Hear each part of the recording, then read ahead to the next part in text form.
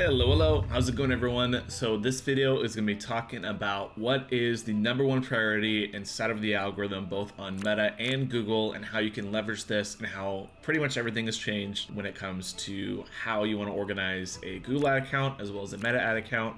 We'll go a little bit into attribution, but this will be mainly on how to actually move the needle for your business.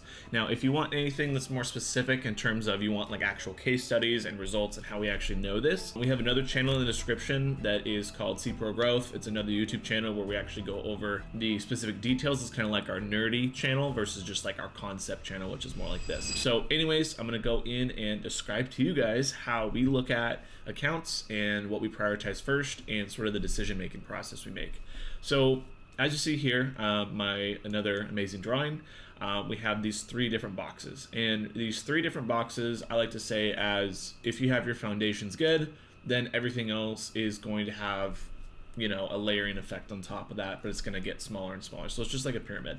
And so they all impact one another. However, obviously the base is going to be the most impactful for the rest of the account.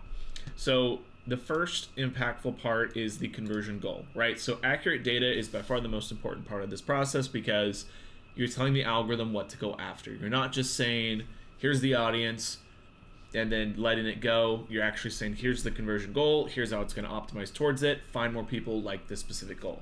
And what tends to happen in a lot of accounts is that the way that data is captured is not fully accurate, and it isn't really sending the right signals to grow your business. So an example of that would be if you have both Meta and Google ads. Meta maybe gets a conversion, Google gets a conversion, it's going to optimize towards whatever the warm traffic is, because that's the easiest signal for it to capture, right? If someone's warmed up on Facebook, they can convert on Google. Google's going to find more people like that and try to prioritize it. And so most accounts don't necessarily have their data segmented out in the proper way to essentially grow the business. It's more so just overshowing to people and consuming the warm traffic like we've talked about in previous videos.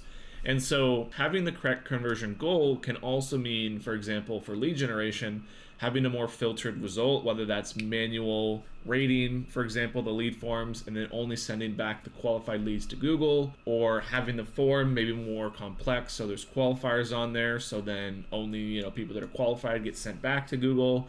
There's a lot of areas that you want to layer into this in order to make sure that you get the right goal that will affect the right KPI that you're measuring, which is typically more new customers, more qualified leads, and essentially that's how you scale your business, right? Every single business is going to scale that way. And so you want to optimize that in terms of, the ads themselves. Now, with that being said, there is a lot of loss in what is actually seen in an account. So we have proof of this, like I said, on the other YouTube channel. If you're like, I don't trust you, Caden, you can check it out. We have tons of evidence, so all this is proven. But really what it comes down to is that people have ad blockers, there's bots, there's just loss of cookie data that's going to come into play even more into effect come 2026.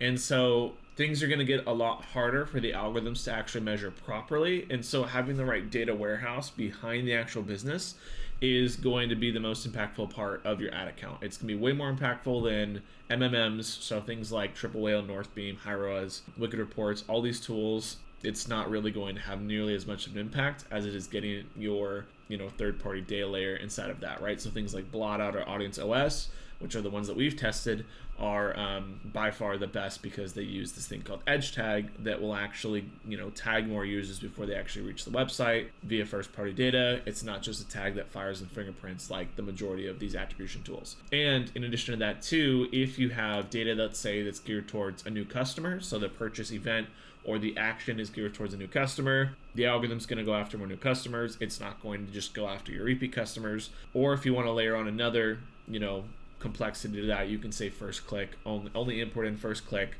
new customers. And so then it's not going to essentially share audiences as much from Meta and Google, right? So if you have first click optimized on Meta, Meta's going to go more cold, and it's only going to stay within its ecosystem more so, whereas Google is going to do the same exact thing. Now, there is cases, obviously, where we want them to overlap, but most cases when it comes to accounts, even with the best tactics, the best bidding, the best everything that we do, things still go into warm traffic because Google doesn't know the audiences, right? This is sort of the layer that a lot of people rely too much on, and they think that, oh, because I'm excluding customers And because I'm going after inside of Performance Max, I say I only want new customers. Google doesn't have all that information, and it's not able to capture, for example, a new customer versus a return until post purchase. And that's just due to attribution. That's going to be an issue just continuously. And so these third-party tools are the edge of the edge in terms of just their ability to capture data and store the data. It's literally like the internet. It's housed on the internet,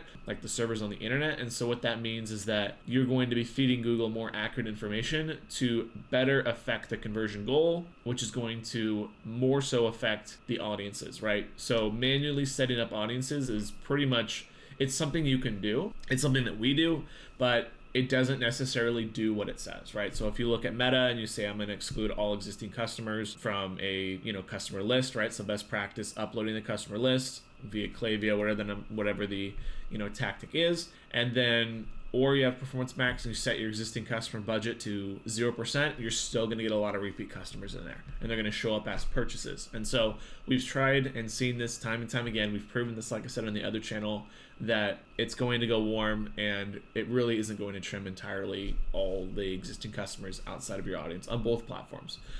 The other thing as well too is that when it comes to the effects of this, when you take out, for example, the audience, you might see like 10, 20, 30, 40, 50% of the audience actually get pulled out, but it's going to eventually grow, and therefore that ratio is still going to be there, and it's just going to affect your business more and more based on the volume. So you might see larger swings between cold and warm traffic, or more swings towards warm, just because if the budget doesn't follow the scale, then you're going to be essentially growing your warm audience without actually consuming it with the ad account, which we don't even really want to consume the warm audience. That's just an extra layer on top of it. And so what I see most accounts, and I would say pretty much every single business that comes to us, is in this kind of section over here, where we're using our tactics to create a better funnel for the business, and then that's affecting the audience, but we're not leveraging nearly as much data as we can when it comes to Google if we were to use the actual change in the conversion goals to a third-party tool. And so we're not talking about, like I said, Elevar, that's uses cookie-based, not a good server-side tool. We just proved this on our live that we did on the other channel. And so what this means is that you might be in a scenario where you have the best media buyer in the entire world. They're awesome. They're doing the best tactics, best practices, best SOPs and everything. And you're not able to scale as much as you potentially could if you had the right conversion goal, because you're not leveraging the algorithm in the right way. You're more so fighting against the algorithm. And so the way that I view this is that with the best tactics and with the best audiences, these are just speed bumps in the algorithm's eyes towards meeting the conversion goal that it has. If it's just a purchase, you exclude all customers, you have a super low TROAS bid, you're going as aggressive as possible on conversion-based bidding, it's still going to optimize towards warm traffic. It might not be as aggressive towards warm traffic and cycling repeat customers, but it's still going to do that. And these are essentially just a roadblock, or not really a roadblock, a speed bump for the algorithm. And eventually, with given enough time and audiences, it's going to cycle more and more into warm still, even with brand exclusions, because we found that cold terms inside of Google still optimize towards warm traffic. Now, there's an argument for retention there, which is totally fine. And there are separate campaigns that we can build for that I would recommend to actually do if that's something that you want to focus on.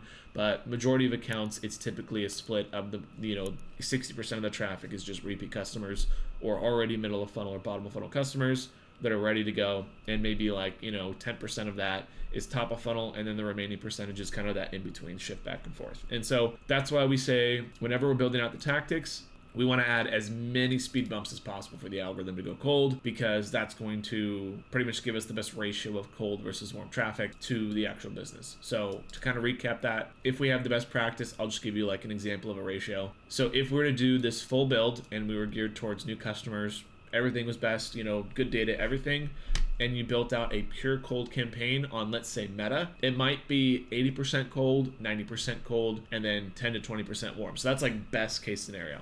Now, if we were to not have the conversion goal and we were just to have best practice in terms of the tactics that we know based on the data, so let's say best media buyer in the world, and the right audience is excluded and everything, you might get into that 50 to 60% cold to warm traffic ratio, right? Like 50 to 60% is cold, 40%, 50% is warm. Now, if we were only pushing audiences, which is what a lot of people tend to do, and this is where the majority of accounts that we get are in, is that they have a very restrictive bidding strategy. They're not really doing the best practices towards cold traffic. We tend to see audiences be closer to about 70 to 80% when it comes to warm versus cold traffic, right? So if I have $10, 7 out of that $10 is going towards repeat customers, 3 out of that $10 is going towards new customers, which is not how you want to grow a business, because when you increase that spend, you're going to essentially not be feeding your business of new customers, because for every $10 you put in, only $3 goes towards new customers, or $2 goes towards new customers.